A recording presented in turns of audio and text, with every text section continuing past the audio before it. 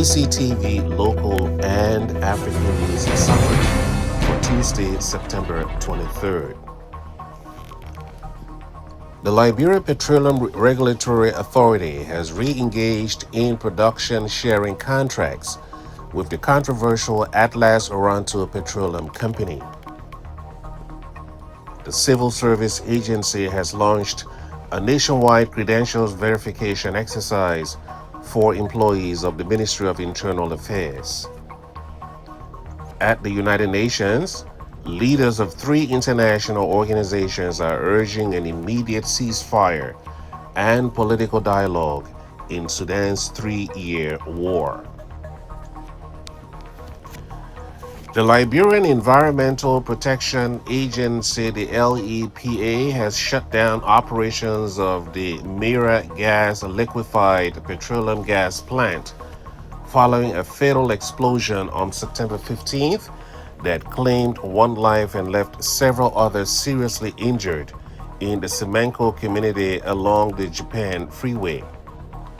According to the Environmental Protection Agency, the facility has been fined $10,000 after an investigation revealed the blast was caused by a leaking pipe connection between a delivery tanker and the storage tank.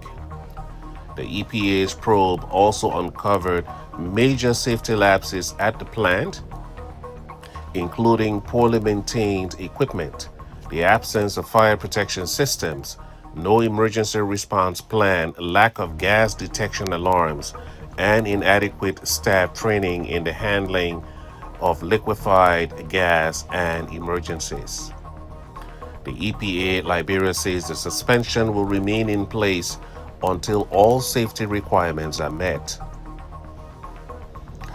Liberian President Joseph N. Boakai has welcomed the signing of 4 new production sharing contracts between the Liberian Petroleum Regulatory Authority and Atlas Oranto Petroleum, the executive mansion says. The agreements signed in Paris cover offshore blocks LB15, LB16, LB22, and LB24. They include a $12 million signature bonus and an estimated $200 million investment per block. President Boakai said the contracts mark an important step in reviving Liberia's oil and gas sector, pledging strict transparency, environmental safeguards, and strong local participation.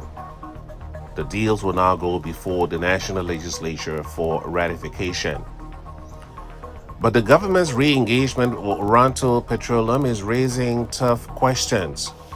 Oranto, owned by Nigerian businessman Prince Arthur Eze, was previously embroiled in controversy in Liberia's oil sector. The company faced allegations of paying so-called lobbying fees to lawmakers, describing auditors and watchdogs as bribes during earlier contract ratifications. Critics also accused Oranto of failing to meet key obligations when it held offshore blocks more than a decade ago.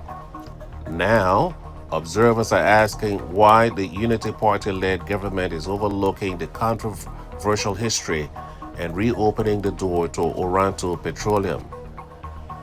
Observers are warning Liberia risks repeating past mistakes unless transparency, accountability, and strong oversight are fully enforced. In more news, the Civil Service Agency of Liberia, the CSA, has announced the launch of a nationwide credentials verification exercise for employees of the Ministry of Internal Affairs. According to the CSA, the exercise officially began on Monday, September 22nd, starting with Montserrat County. Verification for employees in the remaining 14 counties will follow on September 29th. The initiative is aimed at strengthening accountability and ensuring the integrity of the public service, the CSA said. You're listening to the Bctv News Summary. In Guinea, vote counting is underway following a referendum on the draft constitution that could allow junta leader General Mamadi Doumbouya to run for the presidency. The referendum, seen as a key step in the transition from military to civilian rule, has drawn criticism as a potential power grab. Most opposition parties were suspended ahead of the vote and had called for a boycott. Despite the criticism, strongman Doumbouya remains popular among many young Guineans. Over 6.7 million citizens were eligible to vote, with at least 50% turnout required for passage. Elections are expected in December, as Guinea joins other West African nations like Mali, Niger, and Burkina Faso in experiencing military rule. And finally, at the United Nations headquarters in New York, leaders of 3 international organizations have renewed their call for stronger multilateral cooperation.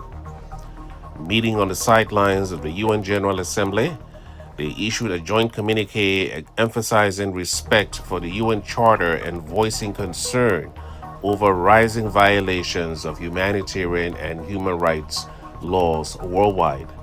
The statement focused heavily on African crisis. It urged an immediate ceasefire and political dialogue in Sudan's 3-year war, pledged stronger coordination in the Sahel, and reaffirmed support for peace efforts in Eastern Democratic Republic of Congo. For Tuesday, September 23rd, the weather forecast for Foya-Lofa County: rain showers in the morning with numerous thunderstorms developing in the afternoon. The high will be 86 degrees, a 70% chance of rain.